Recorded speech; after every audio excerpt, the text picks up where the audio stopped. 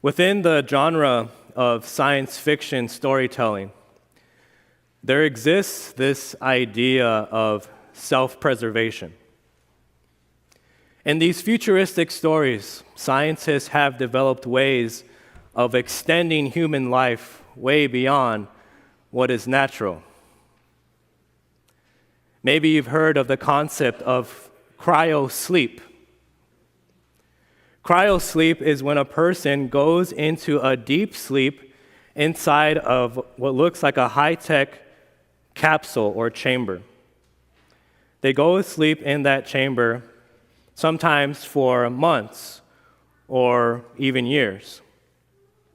And while they're inside this chamber, the natural biological processes of the body are put on pause.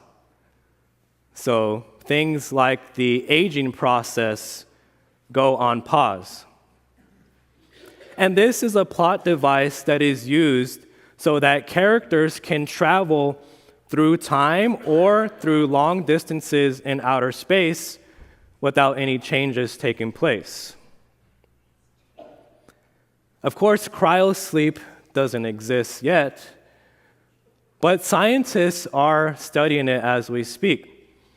They are studying hibernation in animals to see if something like that could happen for human beings, especially in the context of outer space, long-distance travel.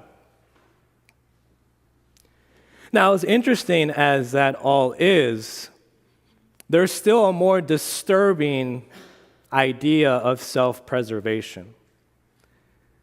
I'm talking about cryogenics or cryonics.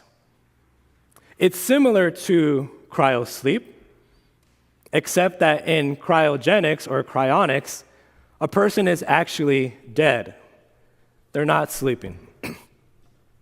It hinges on the idea that if you were to die today from an incurable disease, that you can put your corpse in this freezing tank and then somehow wake up way in the future when supposedly there's a cure that exists. Now, of course, you have to contend with first raising a person from the dead in order to give them the cure that they need.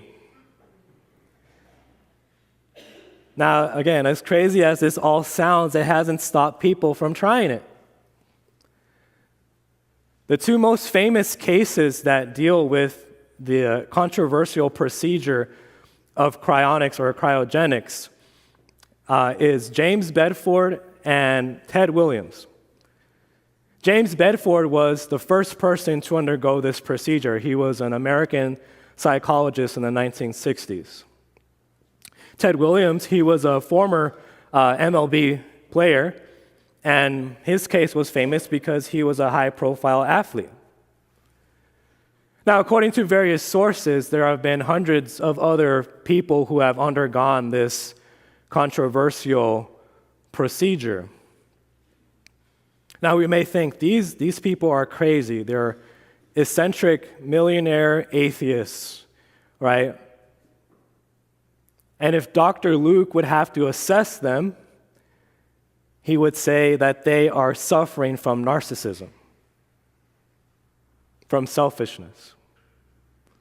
Okay, so maybe we're not these millionaire atheists who sign up for these kind of procedures, but we are all familiar with selfishness. We are all familiar with the concept of self-preservation.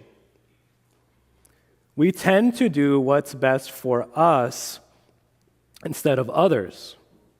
We lean towards self-preservation, especially if it means having to undergo pain or suffering. You see, we were created not for pain and suffering. We were created for peace and levity and laughter and those kinds of things. And so we naturally steer away from pain, from discomfort.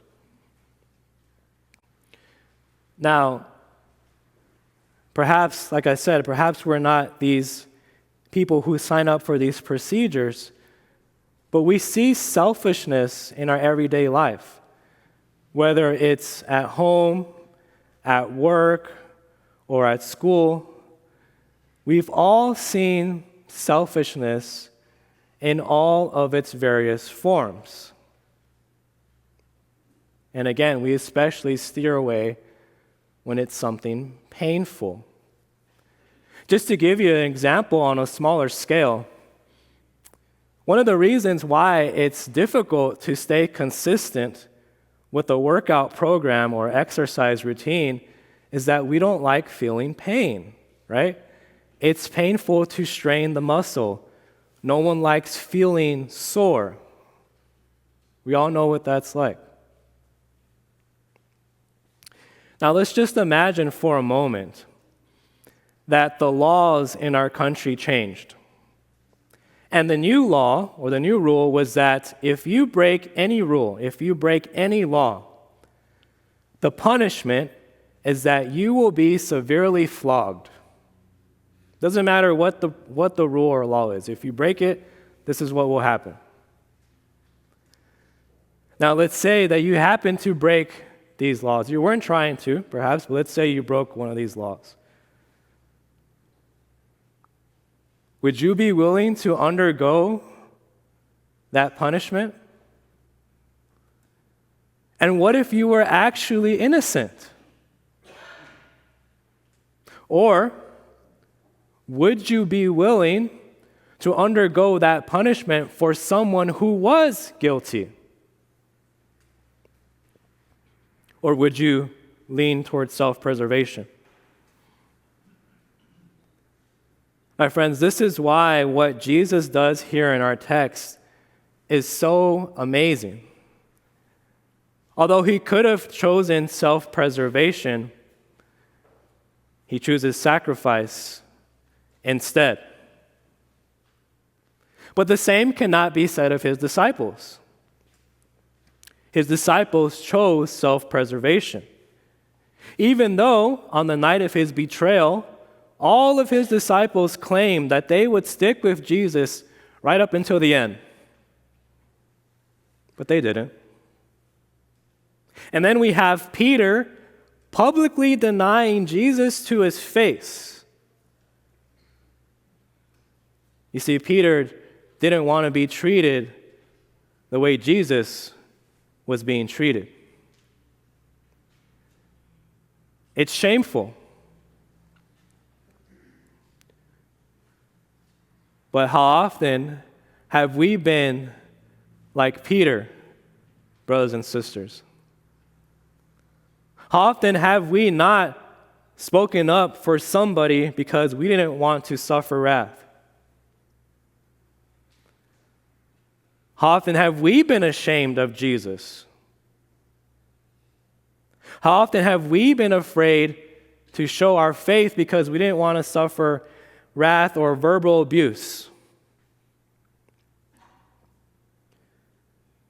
Just think about other Christians around the world, places where Christianity is heavily persecuted. Do you think sometimes they're tempted with this thought of, maybe it's just easier if I just pretend to be Muslim or Hindu or atheist? Because if I do that, then at least I won't go to jail, or at least I won't be killed.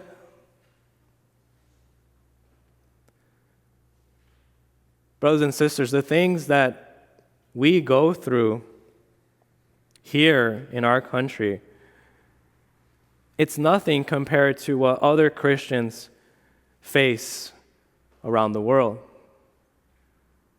Likewise, it's nothing compared to what Jesus underwent.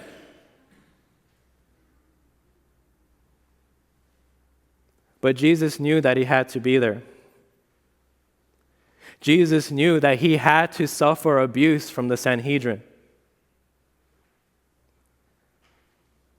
You see, this is why Jesus is called the Christ or Messiah. These titles, They mean the same thing, but they come from two different languages. Christ is Christos in Greek, Messiah, Mashiach in Hebrew, and they both mean anointed or the anointed one. Well, anointed for what? Anointed to die, brothers and sisters. Jesus was born to die. Jesus was born to suffer on the cross for crimes that he did not commit. God himself chose to be punished on our behalf so that we could live. Jesus did not choose self-preservation. Jesus chose sacrifice.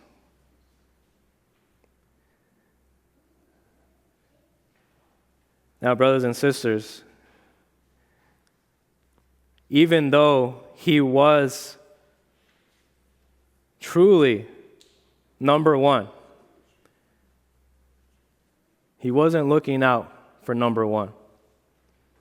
He was looking out for what was in our best interests. This is why the love of God is so amazing.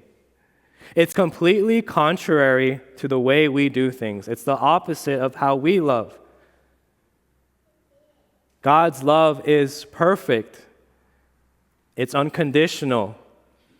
It's selfless, not self-seeking. And so may this truth empower us to reflect his love to others. You see, the fact of the matter is you don't belong to yourself. You belong to God because you were purchased with the priceless blood of God.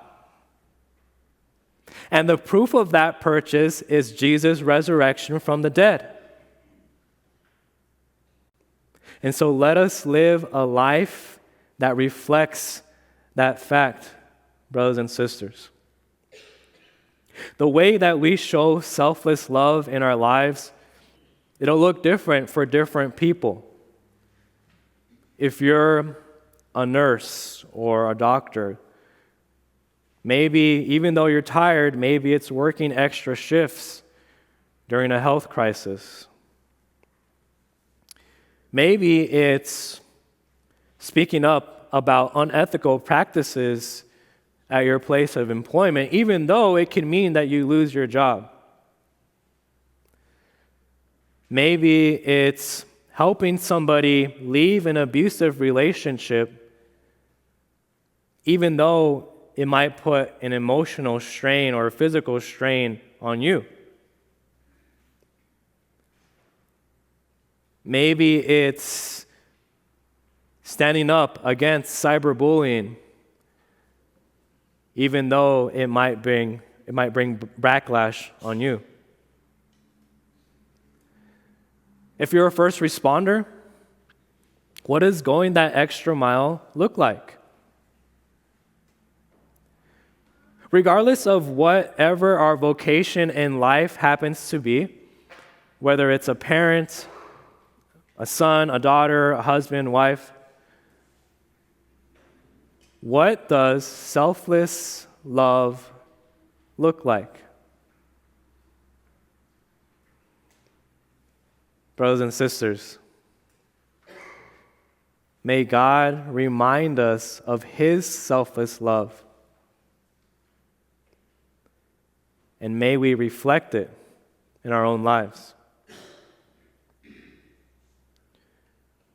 As I was speaking about before, people desperately search for self-preservation, but they look for it in vain. Meanwhile, we have the message that will actually grant immortality. You see, you who have been crucified with Christ will also be raised with him to everlasting life. Amen.